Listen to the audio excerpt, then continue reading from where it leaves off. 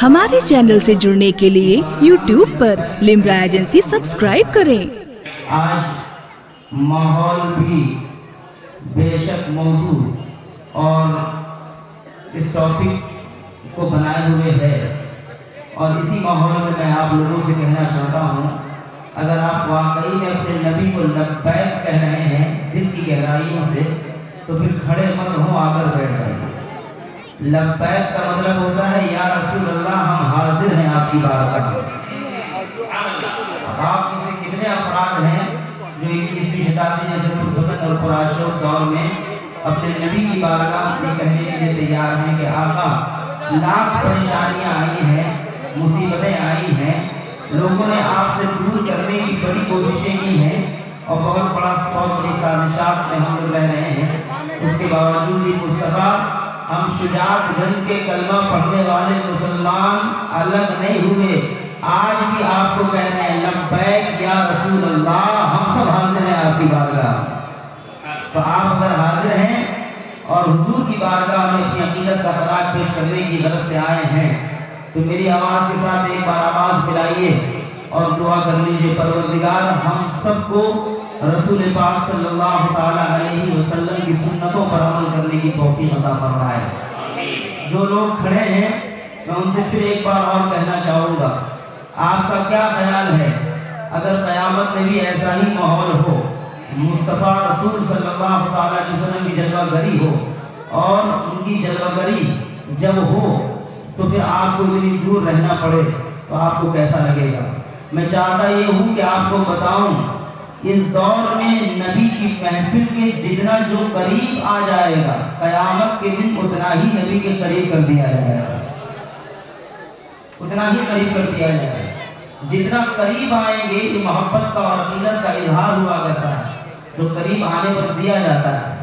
हम आपसे फिर कहना चाहेंगे, बड़ी मेहनत और मशक्क़त के बाद जलसे सजा पाते हैं लोग, बड़ी अंग्रेजी होती है, बहुत पैसा खर्च होता है, बहुत कुछ सुनना पड़ता है, बहुत सारे इल्ज़ामात झेलने पड़ते हैं, बहुत सारी दुश्वारियों का सामना करना पड़ता है, तब जाकर मुसलमानों के दरमियान उनकी बातें करने का हमें मौका मिल पाता है।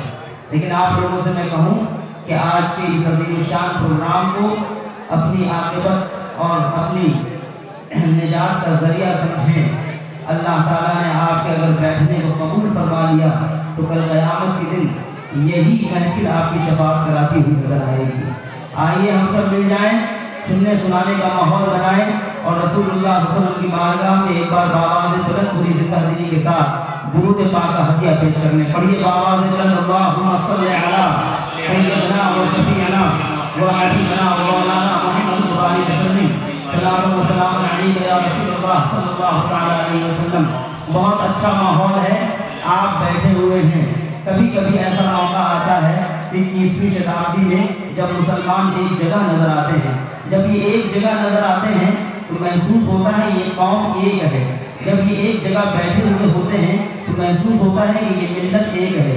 जब ये एक साथ बैठकर अल्लाह का जिक्र करते हैं तो महसूस होता है कि ये कौम मुत्तहिद है और इत्तेहाद की बरकतें, सुभान अल्लाह, और इत्तेहाद ही की ये बरकतें होती हैं कि आप में से न जाने कितने ऐसे पड़ोसी होंगे जो पड़ोसी का चेहरा देखना पसंद नहीं करते होंगे, लेकिन बेख्याली और बेशऊरी में आज वो एक दूसरे के कांधे से कांधा मिलाकर बैठे होंगे और उनको एहसास नहीं होगा। इत्तेहाद महफिल मिलाद की बरकतों से जो आता है वो इसी कदर आता है। एक बार आइए हम लोग फिर से रसूलुल्लाह की बारगाह के हवाले से अल्लाह की बारगाह में दुआ कर लें। परवरदिगार हम सब की हाज़िरी नबी के वसीले से अपनी बारगाह में कबूल व मकबूल फरमा। शुजात में जितने बसने वाले मुसलमान हैं और कायनात में जहाँ कहीं भी मुसलमान भाई और बहन बसते हों, मौला सब की इज्जत व आबरू और जान व माल की हिफाजत फरमा।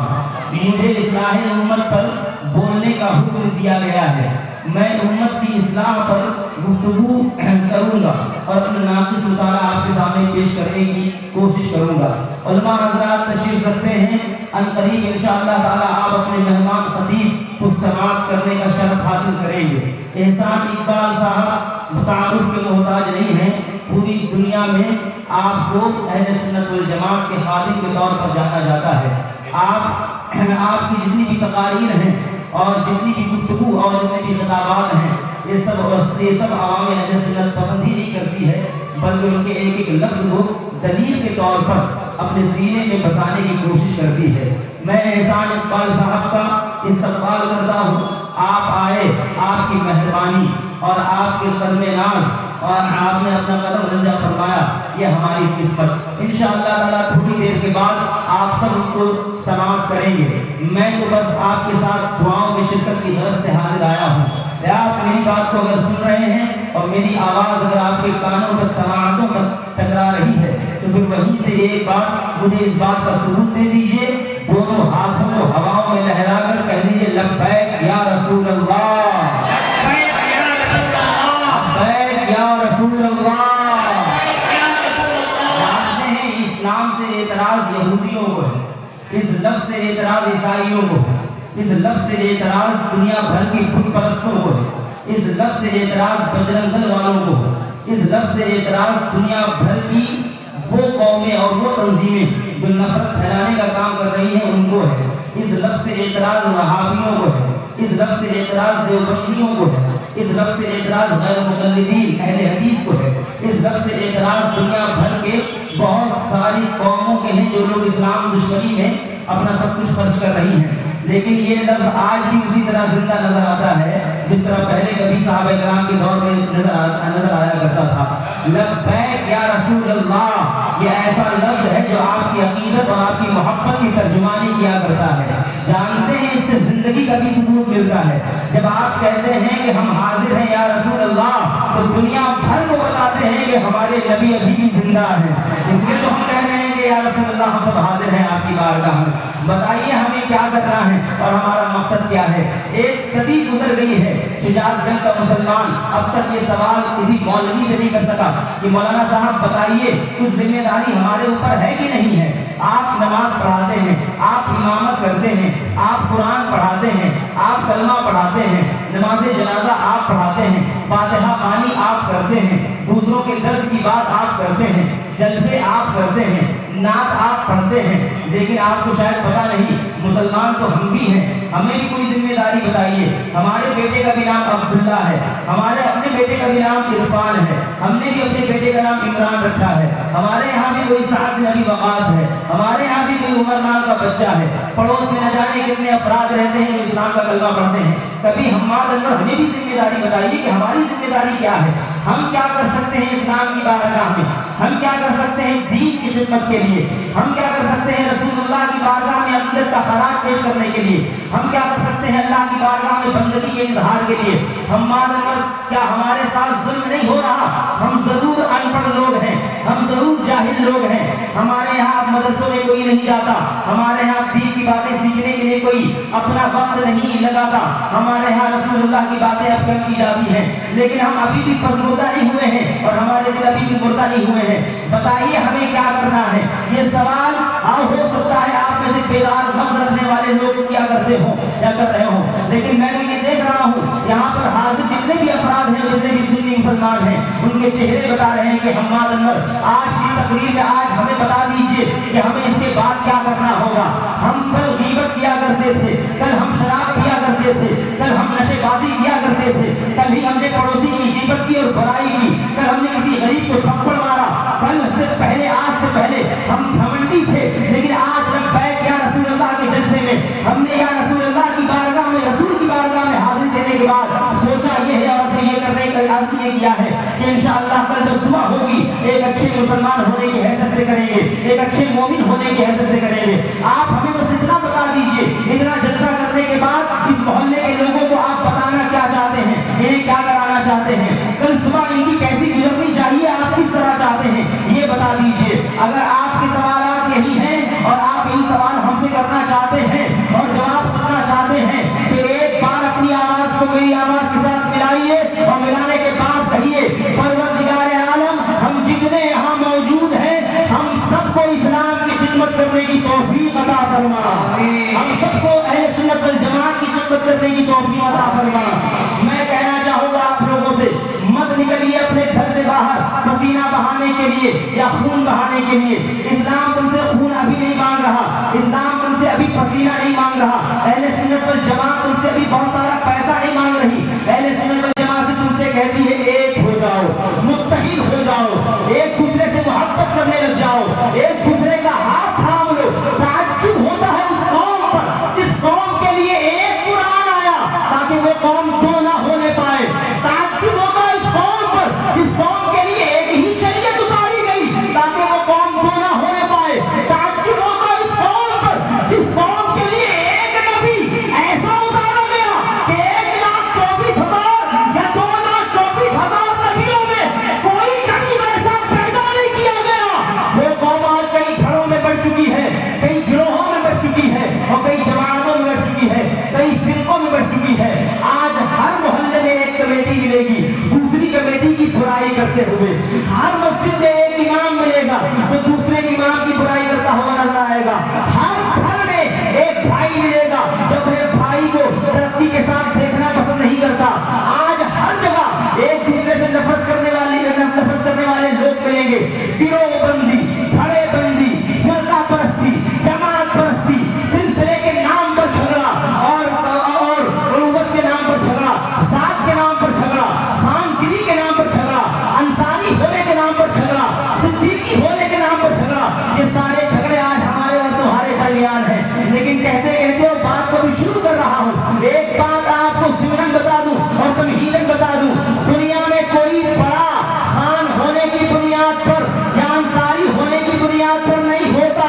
دنیا میں کوئی بڑا پیسوں کی بنیاد پر یا امیری کی بنیاد پر نہیں ہوتا. دنیا میں کوئی بڑا طاقت کی بنیاد پر نہیں ہوتا. اپنے آپ کو بڑا بنانے کی ہوڑ میں لگانے والے مسلمانوں ذرا غور کرو, تمہیں اب بڑا ہونے کی ضرورت نہیں ہے. تم کو 1400 سال پہلے اسی وقت بڑے بنا دیے گئے تھے جب محمد کے غلام بنا کر بھیجے گئے. بڑا ہونے کی ضرورت نہیں ہے. تم بڑے ہو کیونکہ تم مسلمان ہو, تم بڑے ہو کیونکہ تم نبی کے غلام ہو. اس کے علاوہ تمہارے پاس اور کوئی وجہ نہیں ہونی چاہیے. میں اپنی گفتگو یہی سے اس کا گفتگو کا آغاز کر رہا ہوں. آپ لوگوں کے لیے ضروری ہے محبت, آپ لوگوں کے لیے ضروری ہے اتحاد, آپ لوگوں کے لیے ضروری ہے قوت, آپ لوگوں کے لیے ضروری ہے ایک دوسرے کے درد کو سمجھنا. میں بتاؤں آپ کو آج مسلمانوں کی کنڈیشن کتنی زیادہ خراب ہے. سجاد کمیٹی کی رپورٹ کے مطابق 2005 میں یہ رپورٹ چھاپی گئی. وہ لوگ جو آج تک تعلیم کی اہمیت کو نہیں سمجھ پائے ہیں, وہ لوگ جو آج بھی کسی گلی میں چرس کی پڑیا لے کر نشے کا انتظام کر رہے ہیں, وہ لوگ جو آج بھی سیاست کے نام پر, جھوٹی سیاست کے نام پر دنیا بھر کو گمراہی میں مبتلا کر رہے ہیں, وہ لوگ جو آج بھی سرے عام سڑکوں پر گالیاں پکڑنے کو اپنی ترقی اور اپنی عزت سمجھتے ہیں, وہ لوگ جو آج بھی اپنی مطلب پرستی میں زندگی گزار رہے ہیں, وہ لوگ جو اپنے گھمنڈ میں رہا کرتے ہیں اور آج بھی متکبر ہو کر زندگی گزار رہے ہیں, خود کو بڑا بنانے کی ہوڑ میں لگے ہوئے ہیں, وہ لوگ سن لیں آپ کی حیثیت اور آپ کی اوقات اور ہماری حیثیت 2005 میں پتہ چلی جب سجاد کمیٹی کی رپورٹ آئی اور اس میں لکھا ہوا تھا 100 میں 100 میں 2% لوگ ایسے ہیں مسلمانوں کے جو صرف پڑھے لکھے لوگ ہیں. آپ کی 98% آبادی, 98% آبادی آپ کی جاہل ہے. نہ دنیا جانتی ہے نہ دین جانتی ہے. دین تو ایک بہت بڑا مسئلہ ہے اور بہت بڑا درد ہے. دین اسلام یہ دنیا کا سب سے عظیم مذہب بھی ہے اور دنیا کا سب سے مظلوم مذہب بھی ہے. دین اسلام کو پہلے استعمال آدمی کرتا تھا نظام حیات کے لیے, اپنی زندگی کے لیے, اور آج شجاعت گل کا مسلمان استعمال کرتا ہے موت کے لیے, جنازے کی نماز کے لیے, فاتحہ کے لیے, جنت جانے کے لیے, پیدا کوئی ہو جائے تو اذان دینے کے لیے. اس کے علاوہ ساری زندگی میں اسلام کہاں ہے, ہم کو اس سے کیا مطلب. اب تو لوگ کہا کرتے ہیں اور بہت سینہ تان میں کہا کرتے ہیں یقین کے ساتھ کہ اسلام پر چلنا, شریعت پر چلنا بہت کٹھن ہے, بڑی مشکل بات ہے. تمہارے لیے مشکل ہے جبکہ تمہاری مسجدوں میں ٹھنڈے گرم پانی کا اہتمام کیا گیا ہے, قالین بچھی ہوئی ہے, پنکھے لگے ہوئے ہیں, اے سی لگی ہوئی ہے. تم کہتے ہو تمہارے لیے شریعت پر چلنا مشکل ہے. آپ نہیں جانتے شریعت پر چلنا مشکل اس کے لیے ہوتا ہے جسے گردن کٹانی پڑتی ہے. شریعت پر چلنا مشکل اس کے لیے ہوتا ہے جس کو اپنے بچوں کو یتیم کرنا پڑتا ہے. شریعت پر چلنا اس کے لیے مشکل تھا جسے آپ بلال کے نام سے جانتے ہیں. شریعت پر چلنا اس کے لیے مشکل تھا جسے آپ حسین کے نام سے جانتے ہیں. لیکن اس کے باوجود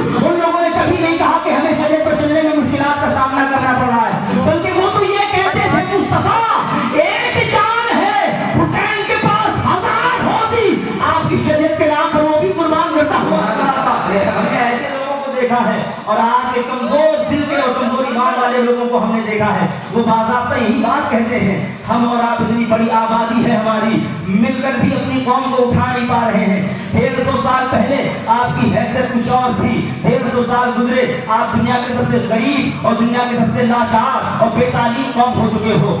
اور دوسری بات آپ کو میں بتانا چاہتا ہوں، اس کے علاوہ ہمارے ہاں بہت ساری پریشانیاں ہیں، سیاسی کشمکش ہے، معاشرتی کشمکش ہے، بد اخلاقی ہے، ایک دوسرے کی ٹانگ کھینچنا ہے، طاقت ہے اس کے باوجود، دولت ہے اس کے باوجود، بلڈنگ ہے اس کے باوجود، پیسہ ہے اس کے باوجود، اولاد ہے اس کے باوجود۔ وہ لوگ پہلے کتنے عظیم ہوا کرتے تھے جن کے پاس کچھ بھی نہیں ہوا کرتا تھا، لیکن اپنے نبی کے تاثر لحاظ کے لیے کیا سے کیا کیا کرتے تھے۔ آپ کو بتاؤں، ایک شخص جامع مسجد کی دہلی میں، جامع مسجد جو دہلی میں ہے، اس کی زینوں پر بیٹھ کر، سیڑھیوں پر بیٹھ کر بھیک مانگا کرتا تھا، بھکاری تھا۔ آپ کی طرح اس کے پاس بلڈنگ نہیں تھی، آپ کی طرح اس کے پاس کپڑے نہیں تھے، آپ کی طرح اس کے پاس کاروبار نہیں تھا، بھیک مانگتا، کچھ پیسہ آتا، اسی سے اپنا گھر اور خرچہ چلایا کرتا تھا۔ ایک دن ایک انگریز آیا، انگریز کے سامنے اس نے اپنا دست سوال پھیلا دیا۔ انگریز نے پرس نکالا، نکالنے کے بعد 100 روپیہ اس کو دیا اور دینے کے بعد چلا گیا۔ تھوڑی دیر کے بعد اس فقیر نے، اس بھکاری نے آنکھ اٹھا کر دیکھا تو پرس زمین پر گرا ہوا تھا اسی انگریز کا۔ اس نے وہ پرس اٹھا لیا اور اٹھا کر رکھ لیا۔ یہ بات وہ لوگ سنے، یہ واقعہ وہ لوگ سنے اور سننے کے بعد اپنے دل میں جھانکنے کی کوشش کریں جنہوں نے کئی سال ہو گئے دوسروں کا ادھار نہیں دیا ہے، جن کے فون سوئچ آف ہو جاتے ہیں پیسہ لینے کے بعد۔ وہ لوگ سنے جو دوسروں کا مال غصب کرنے میں ہی اپنی بھلائی سمجھتے ہیں، جنہوں نے دوسروں کا حق مارا ہے وہ سنے۔ آپ بھی مسلمان ہیں، پیسہ ہے وہ ویسے مسلمان ہیں، دولت مند مسلمان ہیں اور باوقار مسلمان ہیں۔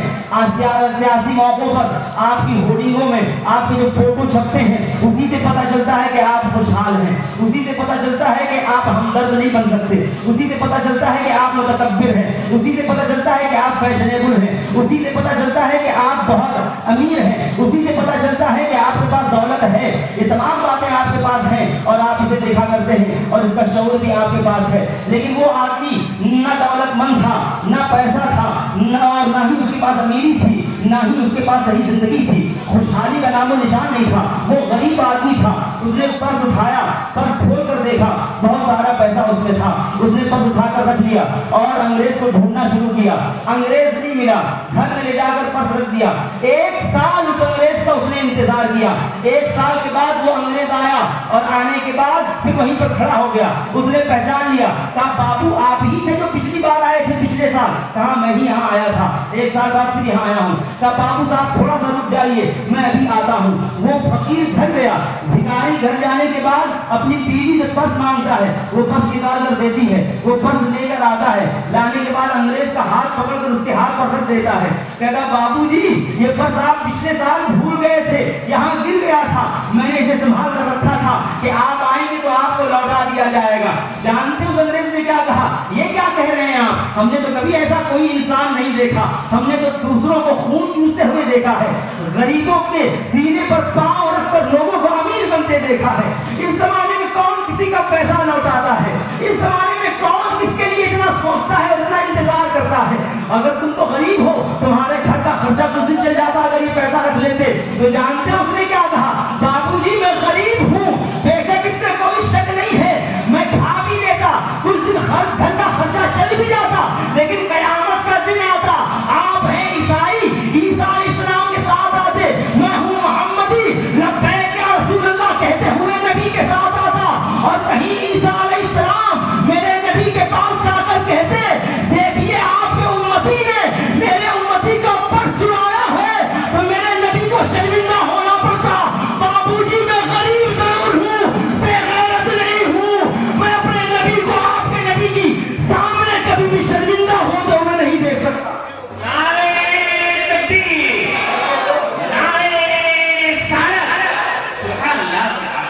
ایسے لوگ گزرے ہیں جن کے اندر یہ احساس پایا جاتا تھا، غریب تھے لیکن اسلام کا سر کبھی جھکنے نہیں دیا، غریب تھے لیکن مسلمانوں کی غیرت کبھی پٹنے نہیں دی۔ اور آپ ہیں اور آپ اپنا محاسبہ کریں، اور اتنا گناہ کرنے کے بعد بھی ہمارے یہاں اور آپ کے یہاں گناہ کا احساس بھی نہیں ہے۔ کسی نے کہا تھا جس قوم کو احساس ہو جائے اپنی کرنی کا، وہ قوم پھر سے اٹھ سکتی ہے. لیکن جس قوم کو احساس ضیاء بھی نہ ہو، ضیاء کا احساس بھی نہ ہو، وہ قوم کبھی ترقی نہیں کر سکتی. آپ کو پتا ہے اتنے گناہ کرنے کے بعد بھی آپ کو کبھی خوف نہیں ہوتا اللہ کا، آپ کو کبھی نبی کا پاس و لحاظ نہیں رہتا.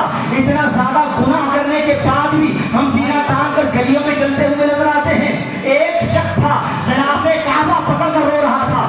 شیخ سعدی شیرازی گلستان سعدی میں روایت کرتے ہیں وہ شخص روتا جا رہا اور بار بار اللہ کی بارگاہ میں دعا کرتا ہے پروردگار قیامت کے دن مجھے اندھا بنا کر اٹھانا، قیامت کے دن مجھے اندھا بنا کر اٹھانا. قریب میں کچھ لوگ عبادت کر رہے تھے، قریب آئے انہوں نے پوچھا قیامت کے دن تم اندھا بن کر اٹھنا چاہتے ہو؟ کہا اندھا بن کر اٹھنا چاہتا ہوں. کہا کیوں؟ کیونکہ انہوں نے جواب دینے سے پہلے پوچھا کیوں پوچھتے ہو؟ کہا ہم نے سنا ہے قیامت کے دن سرخروئی کی دعا کرنی چاہیے، شفاعت کی دعا کرنی چاہیے، قیامت کے دن باضابطہ عزت کی دعا کرنی چاہیے، اور آپ دعا کر رہے ہیں اللہ تعالیٰ آپ کو اندھا بنا کر اٹھائے. تو انہوں نے کہا جانتے ہو کیوں؟ کیونکہ میری ہمت نہیں ہے کہ میں قیامت کے دن لوگوں کا سامنا کر پاؤں گا یا اللہ کی بارگاہ میں شرمندگی کا مجھے اظہار کرنا پڑے گا. میری ہمت نہیں ہے کہ اتنے گناہ کے بعد میں لوگوں کی آنکھوں سے آنکھیں ملا پاؤں گا.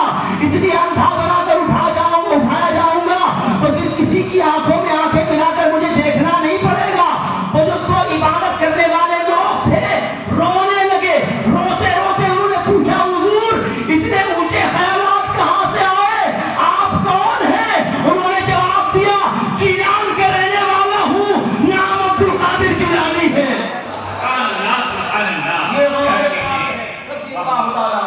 شیخ عبد القادر جیلانی جو پیدائشی ولی ہے، ایسے ولی کہ کسی کو کسی چور پر نگاہ کرم کرتے تو اسے بھی وقت کا ابدال بنا ڈالا. اس غوث پاک رضی اللہ تعالیٰ عنہ کی بندگی کا یہ حال ہے.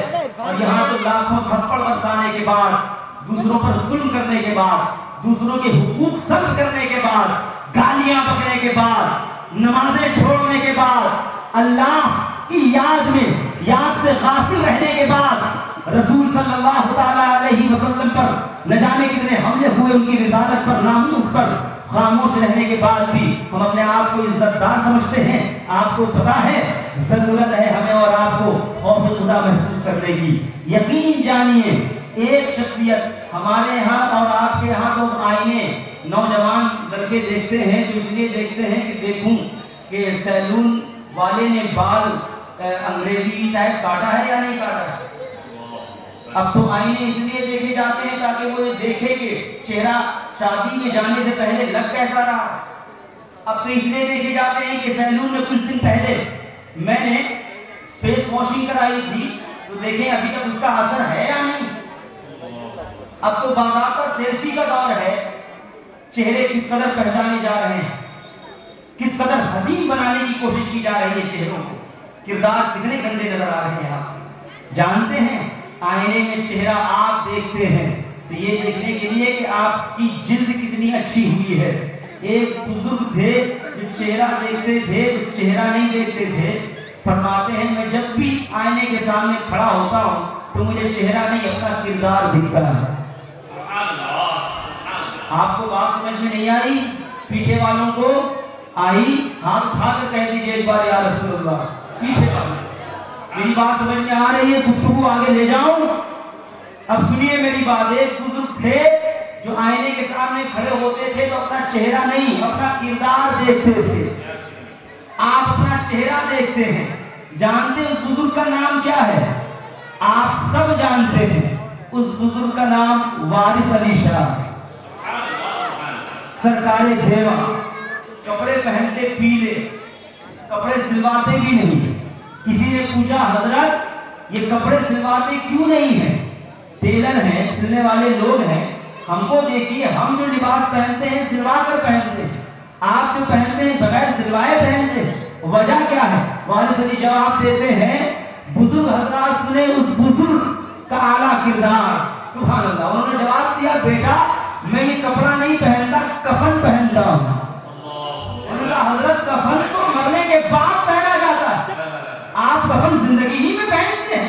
تو وارث علی نے جواب دیا بیٹا کفن اس لیے پہنتا ہوں تاکہ جب تک آئینے کے سامنے کھڑا ہو کر خود کو دیکھوں تو مجھے میرا کفن دکھے، کیونکہ جب کفن دکھے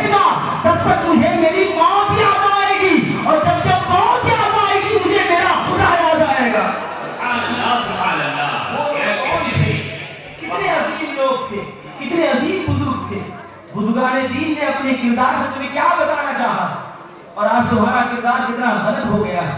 सिलसिलेवार लड़ाई, अजहरी हशमती का झगड़ा, बगदादी रज़वी का झगड़ा, अशरफी फला का झगड़ा, इमाम का झगड़ा। मुझे अफसोस होता है कम से कम जब आवाम आपस में एक दूसरे को समझ न पाए तो उलमा हजरात को एक दूसरे को समझने की जरूरत है, इमामों को समझने की जरूरत होती है। बड़ी जकारत के साथ आपसे कहना चाहता हूं, खुदा की कसम मुझे किसी बात का खौफ नहीं। इस दौर में इस्लाम और सैयदना गौसे आज़म जैसी लोगों के मिशन पर मेहनतें कम हो रही हैं, अपने सिलसिले का वर्चस्व बढ़ाने के लिए मेहनतें ज्यादा। मेरा ग्रुप आगे हो जाए, मेरी जमात आगे हो जाए। आप देखें किस तरह धड़ेबंदी के शिकार हैं। आपको बताऊं, इत्तेहाद सिर्फ एक बुनियाद पर होना चाहिए आपका इत्तेहाद, और वो है गुस्ताखाने मुस्तफा की मुखालिफत। जो नबी का नहीं हो सकता उसके आप नहीं हो सकते। बस एक बुनियाद होनी चाहिए, उसके बाद चाहे वो रज़वी हो, चाहे वो बरकाती हो, चाहे वो अशरफी हो, जो भी नबी का हो गया उसके आप सब हो जाइए, वो हमारा हो। मस्जिद खिलाफ 21वीं शताब्दी है, दुनिया आपकी बहुत बड़ी दुश्मन है। एक महाज नहीं है, कई एक महाज है, आपको लड़ना पड़ेगा हर एक महाज से। और आपके पास लड़ने के लिए कुछ नहीं रहा, ताकत आपके पास नहीं, दौलत आपके पास नहीं, शोहरत दौलत आपके पास नहीं रही, सियासी जोर आपके पास नहीं रहा, ज़राए आपके पास नहीं रहे, रिसोर्स आपके पास नहीं रहे। आपके पास है क्या लड़ने के लिए? मुझे बताया, जो कौम 98% अनपढ़ हो वो कौम जिंदा नहीं रह पाती। 98% कौम जो जाहिल होती है वो कौमें मिट जाती है, उनका वजूद बाकी नहीं रहता। फिर भी अगर तुम्हारा वजूद बाकी है तो खुदा की कसम ये इश्क़ रसूल की बरकत है, ये इश्क़ रसूल की बरकत है। और जो कोई आशिक होता है नबी का, फिर नबी अपने खातिम को कभी बेआसरा नहीं छोड़ते। नबी अपने खातिम को कभी बेआसरा बोलिए नहीं छोड़ते। अभी एक आशिक का उर्स गुजरा है, एक आशिक का अभी उर्स गुजरा है, वो भी खातिम था रसूल का। 25 लाख का मजमा उसकी बारगाह में अपनी खिदमत के और अकीदत के खराज पेश कर रहा। 25 लाख लोग उसकी गुलामी पर फख्र करते हुए नजर आए। जानते हो शख्सियत का नाम क्या है? आला हजरत। आला हजरत, हर दिल की धड़कन आला, हर मिज़राबे हयात की हर सांस में आला हजरत। आला हजरत हर शऊर की हर कीमत में आला हजरत, हर महफिल में आला हजरत, हर मजलिस में आला हजरत, हर तबीयत में आला हजरत, हर मिजाज में आला हजरत। वो महफिल अब तो पूरी नहीं करनी जाती जिस महफिल में जिक्र आला हजरत नहीं हुआ करता। नारे तकबीर, नारे तकबीर, नारे। हमारे चैनल से जुड़ने के लिए YouTube पर लिम्रा एजेंसी सब्सक्राइब करें।